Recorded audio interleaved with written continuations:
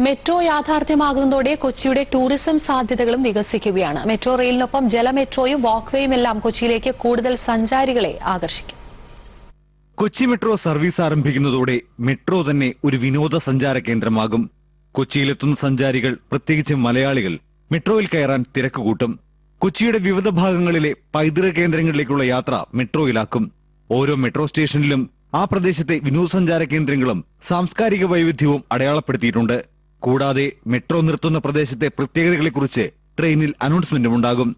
Feeder സർവീസുകളാണ് മെട്രോയുടെ tourism സാധ്യതകൾക്ക് കരുത്ത് പകരുന്നത്. അതായത് ആലുവയിൽ നിന്ന് കയറി പാലാരിവട്ടത്തിറങ്ങുന്നയാൾക്ക് ഫീഡർ സർവീസ് വഴി മട്ടാഞ്ചേരിയിലും ഫോർട്ട് കൊച്ചിയിലും എത്താം. ജലമെട്രോ യാഥാർത്ഥ്യമാകുന്നതോടെ ഈ സഞ്ചാരത്തിന് വേഗം കൂടും. ബസ് ഗതാഗതവും ജലമെട്രോയും അടക്കമുള്ളവ മെട്രോ റെയിലുമായി ബന്ധിപ്പിച്ച് സംയോജിത മെട്രോ നടപ്പാക്കുന്നതോടെ കൂടുതൽ പേർ നഗരത്തിലെത്തുമെന്നാണ് പ്രതീക്ഷ. അതുവഴി ടൂറിസത്തിനൊപ്പം വ്യവസായ മേഖലകൾക്കും ഉണർവുണ്ടാകും. ഏഷ്യാനെറ്റ് ന്യൂസ്, കൊച്ചി.